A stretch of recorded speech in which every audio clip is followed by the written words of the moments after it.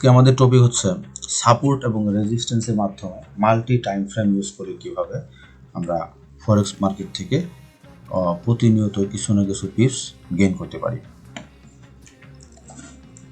প্রথমে আমরা ধরে নিই যে এটা একটা রেজিস্ট্যান্স এরিয়া, এটা একটা রেজিস্ট্যান্স এরিয়া, এটা একটা রেজিস্ট্যান্স এরিয়া, এটা একটা সাপোর্ট এরিয়া। এখন লাঞ্চেটার একটা মার্কেটটা এভাবে উপর দিকে গেল, যাওয়ার পর আবার নিচের দিকে আসলো।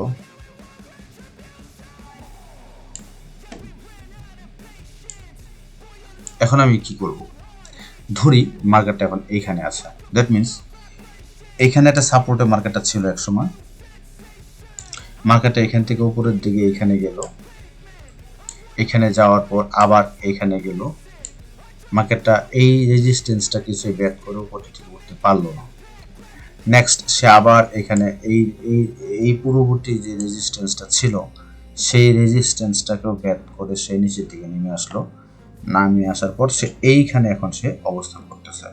এখন একজন ট্রেডার হিসাবে এইখানে আমাদের কি থিঙ্কিং, এখানে আমাদের থিঙ্কিংটা হচ্ছে যে এটা একটা সাপোর্ট এরিয়া, দেখাই যাচ্ছে যে অনেক আগে একটা সাপোর্ট ছিল, এখন সে আবার এইখানে এসে তারপর সে আর নিচে দিকে যেতে পারতেছে না। এইখানে সে মার্কেটটা অনেকটা কনসলিডেটেড হয়ে গিয়েছে, সো এর নিচে আর যেতে পারতেছে না। এখন আমাদের চিন্তা চেতনা হবে এরকম যে যদি এইখান থেকে মার্কেটটা এরকম একটা বুলিশ ক্যান্ডেল ক্রিয়েট করে, এরকম যদি দুই তিনটা কনজিকিউটিভ বুলিশ ক্যান্ডেল ক্রিয়েট করে, তখনই আমরা ডিসিশন নিতে পারবো যে হ্যাঁ এখান থেকে একটা আমাদের বাই নেওয়ার সুযোগ হয়েছে। এটা হচ্ছে বাই রিভার্সাল বা বুলিশ রিভার্সাল ট্রেডের একটা সিস্টেম, যে একটা verified support. What is verified support?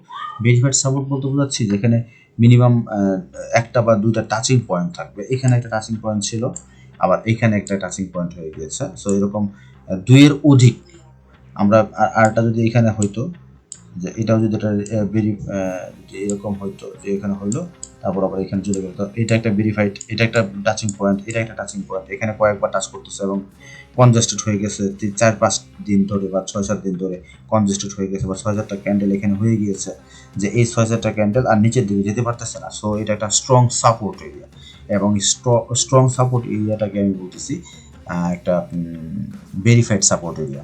এই সাপোর্ট এরিয়া বা ডিমান্ড জোন আমরা এটা বলতে পারি। এই ডিমান্ড জোন থেকে যখনই মার্কেটটা 2-3টা ক্যান্ডেল বুলিশ ক্যান্ডেল ক্রিয়েট করে উপরে দিকে উঠতে শুরু করবে, তখন আমরা এখান থেকে একটা বাই দিতে পারি। এটার জন্য এখন আমরা আরও কিছু কনফ্লুয়েন্স দেখতে পারি, যেমন স্টকেস্টিক আরএসআইটা কী অবস্থানে আছে, বা মুভিং অ্যাভারেজে ডাইনামিক 200 মুভিং অ্যাভারেজটা কোথায় আছে, বা আমরা আরও কোনো ট্রেন্ড লাইন পাই কিনা, বা এটা যদি এটা D1 এর চার্ট হয়ে থাকে, এটা যদি একটা D1 এর চার্ট হয়ে থাকে, W1 এর কি অবস্থা, W1 এর মার্কেটটা কোথায় আছে।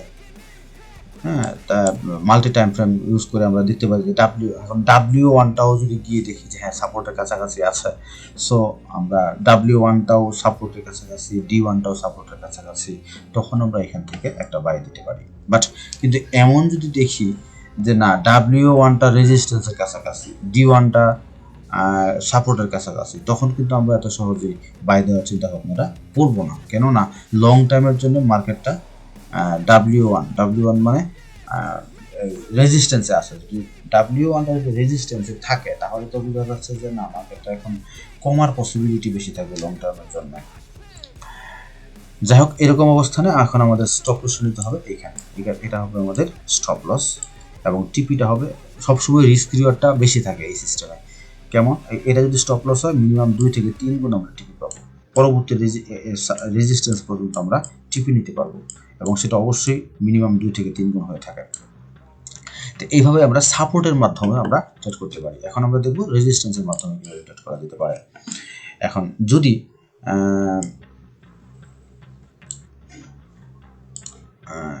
এটা যদি একটা সাপোর্ট এরিয়া হয়,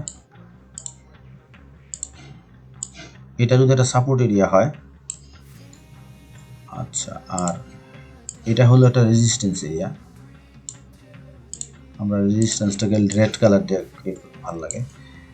এটা যদি হয় একটা রেজিস্ট্যান্স এরিয়া, তাহলে একটা মার্কেট এদিকে যাচ্ছে, এদিকে যাচ্ছে, এদিকে যাচ্ছে, যাওয়ার পর সে এখানে আসলো, আসার পর আবার এখানে গেল, আবার এখানে আসলো, এখানে আসলো। এখন এটা একটা টাচিং পয়েন্ট, এটা একটা টাচিং পয়েন্ট, আর একটা টাচিং পয়েন্ট হয়ে গেল এইখানে।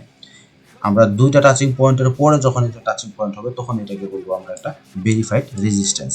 এই ভেরিফাইড রেজিস্ট্যান্স থেকে মার্কেটটা আমরা যখনই দেখব যে দুইটা বিয়ারিশ ক্যান্ডেল কনজুগেটিভ একটা আর একটাকে ছাড়িয়ে গিয়ে শুরু হয়েছে, তখন আমরা এই জায়গাটাতে আমরা সেল এন্ট্রি দেওয়ার চেষ্টা করব, যদি আমাদের মার্কেটটা স্টকিস্টিক বলে যে হ্যাঁ এটা একটা ওভারবট এরিয়াতে আছে বা এই 80 এর উপরে আছে, কিংবা আমাদের একটা ট্রেন্ড লাইন যদি একটা সাপোর্ট হিসেবে কাজ, রেজিস্ট্যান্স হিসেবে কাজ করে, অথবা এটা যদি হয় একটা কি বলে, এটা যদি হয় একটা মুভিং এভারেজ ডিনামিক রেজিস্ট্যান্স হিসেবে কাজ করে থাকে, মুভিং এভারেজটা এটা যদি 200 মুভিং এভারেজ হয়, 200 মুভিং এভারেজ হয়, তখন এটা একটা ডিনামিক সাপোর্ট রেজিস্ট্যান্স হিসেবে কাজ করবে।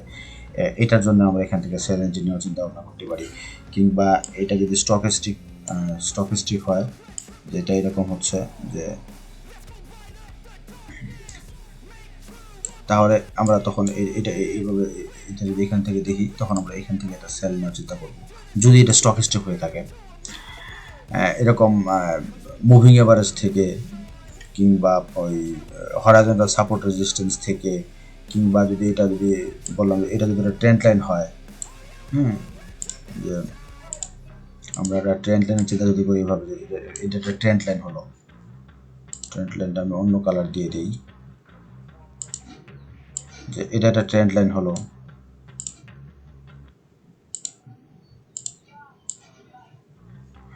এটা একটা ট্রেন্ড লাইন, এই ট্রেন্ড লাইন এইভাবে এরকম 2-3টা কনফ্লুয়েন্স যখন আমি পাবো, তখন আমরা এখান থেকে অবশ্যই একটা সেলের এন্ট্রি নিতে পারি।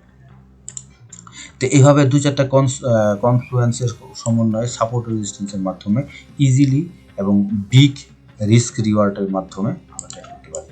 আর যে ট্রেডের রিস্ক রিওয়ার্ড রেশিও ভালো থাকবে, তার উইনিং পার্সেন্টেজ কম থাকলেও আমরা মাস শেষে বা দিন শেষে অবশ্যই প্রফিটে থাকবো। এখন কথা হচ্ছে যে আমরা কোন টাইম ফ্রেমটা ইউজ করব। সাপোর্ট রেজিস্ট্যান্সের জন্য আমরা যখন সাপোর্ট রেজিস্ট্যান্স দিয়ে ট্রেড করব, আমার হিসাবে M15 বা M13, তারপর H1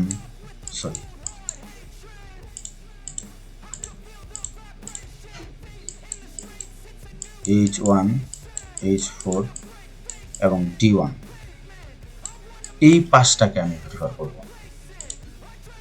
এই 5টাতেই খুব ভালো কাজ করে। আমি যখন সাপোর্ট রেজিস্ট্যান্সের থেকে রিভার্সাল ট্রেড করব, তখন M15, M13, H1, H4, D1। এতক্ষণ আমরা কথা বললাম সাপোর্ট এবং রেজিস্ট্যান্স থেকে রিভার্সাল ট্রেড কিভাবে করে। এখন আমরা দেখব সাপোর্ট এবং রেজিস্ট্যান্সের ব্রেকআউট করলে আমরা কিভাবে ট্রেড করব। সাপোর্ট রেজিস্ট্যান্সকে ব্রেকআউট করা সিস্টেমে আমরা কিভাবে ট্রেড করব। এখন এটা একটা রেজিস্ট্যান্স এরিয়া, এটা একটা সাপোর্ট এরিয়া, এটা একটা এরিয়া। এখন যদি মার্কেটটা এখান থেকে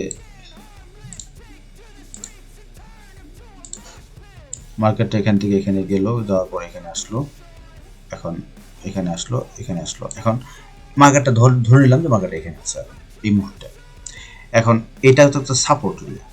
এখন এই সাপোর্ট এরিয়া থেকে মার্কেটটা ব্রেকআউট করলো, তার মানে কি আমি এখনই যেহেতু সাপোর্টটা ব্রেকআউট করে ফেলছে, তখন কি এখান থেকে আমি একটা সেল নিব? আমরা নর্মালি জানি যে সাপোর্টকে ব্রেক করলে আমরা সেল নিই, আর রেজিস্ট্যান্সকে ব্রেকআউট করলে আমরা বাই নিই। তাহলে এখন এইখানে যদি সাপোর্টটা ব্রেকআউট করে ফেলে, সাপোর্টটা ব্রেকডাউন করলো, ব্রেকডাউন করার পর আমরা এখান থেকে কি সেলটা নিব? না, আমরা নিব না। আমরা কি করব? আরও কিছু ওয়েট করব, যে দেখি যে মার্কেটে এর পরবর্তীতে আবার সেই সাপোর্টে যায় কিনা। হ্যাঁ, সাপোর্টে গিয়েছে। এই সাপোর্টটা এখন এই সময়ের জন্য এখানে ছিল সাপোর্ট, এখানে ছিল সাপোর্ট, কিন্তু এই সাপোর্টটা যখন ব্রেকডাউন করে নিচের দিকে নেমে আসলো, নেমে আসার পর এখন মার্কেটটা নিচে আর এই লাইনটা উপরে, সো এই লাইনটা এখন কিন্তু রেজিস্ট্যান্স। এই রেজিস্ট্যান্সে এখন এখানে আবার চলে গেছে। এখন এইখান থেকে যখন মার্কেটটা আবার ব্যাক দিবে তখন আমি এইখান থেকে একটা সেল দিব। আমরা ডাইরেক্ট এইখানে ব্রেকআউট ব্রেকডাউন করে ফেললে আমরা সেল দেবো না, নট সেল। আমরা যখন দেখবো যে হ্যাঁ এখান থেকে মার্কেটটা কি আবার উপরে গিয়েছে, এটাকে আমরা বলি রিট্রেস। এরকম যখন রিট্রেস করবে মার্কেটটা, রিট্রেস করার পর যদি দেখি যে হ্যাঁ আমাদের দু তিনটা bullish candle bearish candle create করেছে, তখন আমরা এইখানে আমরা সেল দিব। রিট্রেস করার পর, আফটার রিট্রেসমেন্ট, রিট্রেস করা ছাড়া আমরা ব্রেকআউট বা ব্রেকডাউনের কোনো ট্রেড এন্ট্রি নিব না। আচ্ছা, এখন যদি এরকম এদিকে চলে আসলো, হ্যাঁ ঠিক আছে, এখানে রিট্রেস করলো না, মার্কেট রিট্রেস করলো না, আমি এন্ট্রি নিব না, আমার তো সমস্যা নেই। আবার এখানে আসলো, এখানে আসার পর আবার মার্কেটটা এখানে গিয়ে আবার চলে আসলো। এখন আবার এখানে আবার সেল এন্ট্রি নিব, কারণ যেহেতু এই সাপোর্টটাকে ভেঙে নিচে দিকে চলে আসতেছে, তাহলে কি আমরা এখানে আবার এন্ট্রিটা নিব? অবশ্যই না। কেননা আমরা অবশ্যই অপেক্ষা করব যে পরবর্তীতে এই যে এই লাইনটাকে এক্সটেন্ড তো করা হবেই। এখন যদি দেখি যে হ্যাঁ মার্কেটটা এখন আবার উপরের দিকে এখানে গিয়েছে, মার্কেটটা আবার এখানে গিয়েছে, এইখানে যাওয়ার পর যদি এইখান থেকে আবার নিচে দিকে নামা শুরু হয়, তার মানে এটা হচ্ছে রিট্রেসমেন্ট। এটা হচ্ছে রিট্রেসমেন্ট। যেহেতু এটা একটা রিট্রেসমেন্ট এরিয়া, রিট্রেস করেছে, সো এইখান থেকে আমি একটা অবশ্যই সেল দেব। সেল। এইভাবে আমরা ব্রেকডাউনের ট্রেড করে নেব ফ্রম সাপোর্ট যখন রেজিস্ট্যান্স হয়ে যাবে, অর্থাৎ টার্ন কোটেড রেজিস্ট্যান্স হয়ে যাবে, তখন সাপোর্টটা রেজিস্ট্যান্স হিসেবে কাজ করবে। রিট্রেস করার পর ওটা রেজিস্ট্যান্স হয়ে যাবে, তখনই আমরা ওখান থেকে একটা বাইং সেল এন্ট্রি নেব। ঠিক এরকমভাবেই আমরা বাই এন্ট্রি কখন নেব, যদি এখন আমরা বাই এন্ট্রি নিব কখন? বাই এন্ট্রি আমরা তখনই নিব যখন দেখি যে মার্কেটটা এখান থেকে আসতেছে, মার্কেটটা এদিকে আসতেছে, আসার পর এখান দিয়ে গেল, যাওয়ার পর আবার এদিকে চলে আসলো, আবার এখানে গেল, আবার এখানে চলে আসলো। না, এটা হলো না, যে আমরা বাই নিব, এখানে গেল মার্কেটটা, এই যে ব্রেকআউট করে ফেললো, আমি কি তখন এন্ট্রিটা নিব? এটা রেজিস্ট্যান্স এরিয়া, এখানে ব্রেকআউট করলো না, আমরা এখানে নিব না। কেননা যখন মার্কেট আবার যখন এখানে আসবে, এইখানে আসার পর যখন আবার এখান থেকে বুলিশ ক্যান্ডেলগুলো ক্রিয়েট করবে, এখান থেকে যখন দেখবো যে হ্যাঁ এখান থেকে বুলিশ ক্যান্ডেল ক্রিয়েট করতেছে, এইখানে একটা বুলিশ ক্যান্ডেল ক্রিয়েট করতেছে, তখন